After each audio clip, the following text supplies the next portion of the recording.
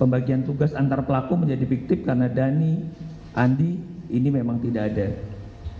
Selanjutnya, catatan saya di halaman 95 keterangan BAP batal demi hukum karena pasal 23 Undang-Undang Sistem Peradilan Pidana Anak.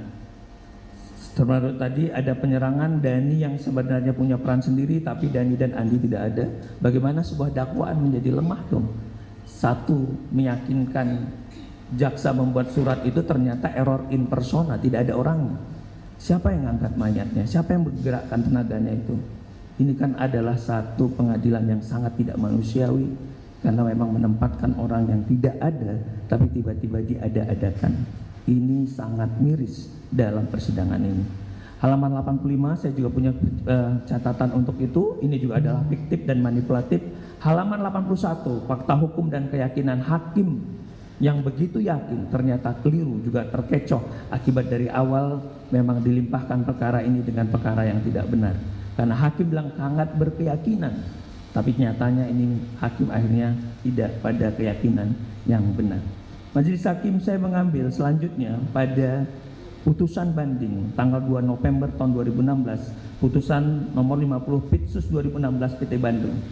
Sangat minus sekali pertimbangan hukum Pengadilan Tinggi Bandung. 10 baris dari halaman 34 sampai 35. Hakim banding tidak pernah membuat pertimbangan hukum karena hakim banding hanya mengambil alih menjadi pertimbangan PT, padahal pertimbangan hukum di PN itu diketahui keadaan dan faktanya banyak yang dimanipulatif, banyak orang yang tidak benar, bukti-bukti yang tidak benar, fakta-fakta yang tidak bersesuaian. Dan sudah bisa lihat bagaimana, mungkin nanti akan saya letakkan juga. Selanjutnya mau saya sampaikan putusan MA 2607 Kapit 2016 tertanggal 1 Agustus 2017. Ini juga sama, pertimbangan hukumnya hanya pada halaman 40 sampai 42.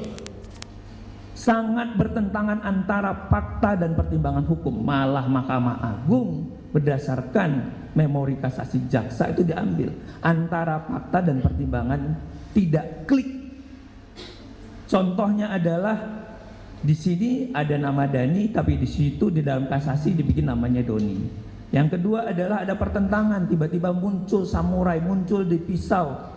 Tidak ada satu kata pun menyatakan ada tusukan di perut, tapi tiba-tiba muncul di putusan kasasi halaman 40-42. Tidak ada jaksa dapat dari mana ini. Visum et repertum yang dilakukan tanggal 27 Agustus 2016, termasuk visum kedua tanggal 17 Oktober 2016, tidak ada. Siapa ini?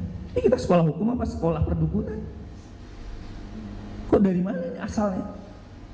Jadi penyimpangan-penyimpangan inilah yang saya sebut tadi menjadi pertentangan hukum antar putusan ini ketemu.